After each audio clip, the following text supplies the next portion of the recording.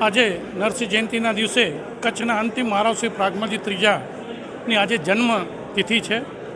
આજે 90મી તિથિ છે અને ખાસ કરીને મહારાણી પ્રીતિદેવીની એક ઈચ્છા છે કે મહારાવ સાહેબના નામે જેટલું પણ થાય એટલું કચ્છના લોકો માટે કરવું છે.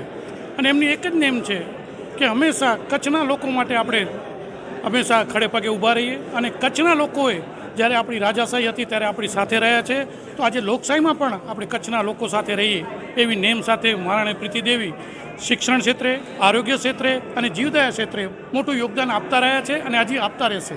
અને આજે પણ એક નવું સૂઝ્યું એમને કે કચ્છના લોકોમાં જે કલા છે એ કલાને આપણે નિખારી અને એમને બિરદાવી, એના માટે થઈને આજે મહારાવ સાહેબના જન્મદિવસ નિમિત્તે એક એના એવોર્ડ એનાયત કરવા માટે થઈને એક આ પ્રોગ્રામ રાખવામાં આવ્યો છે. અને ખાસ કરીને આજે મહારાવ સાહેબને જન્મદિવસની તિથિ છે, તો કચ્છમાંથી એવા દીપકભાઈ, પછી સંજયભાઈ ઠાકર અને આરતીબા દેવી તેરા, એમને 3 જણાની કમિટી બનાવી અને કમિટી દ્વારા આ નિમવામાં આવ્યા. એમાં અમે 5 જણા નિમ્યા છે, જેમને મહારાણી સાહેબ હસ્તક એવોર્ડ આપવામાં આવશે.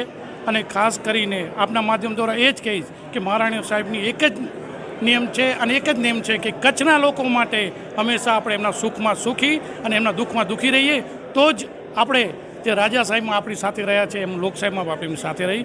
આપના માધ્યમથી હું મહારાવ સાહેબના ચરણોમાં વંદન સાથે અને મહારાણી પ્રીતિદેવીના ચરણોમાં વંદન સાથે સર્વને શુભેચ્છા પાઠવું છું. આભાર.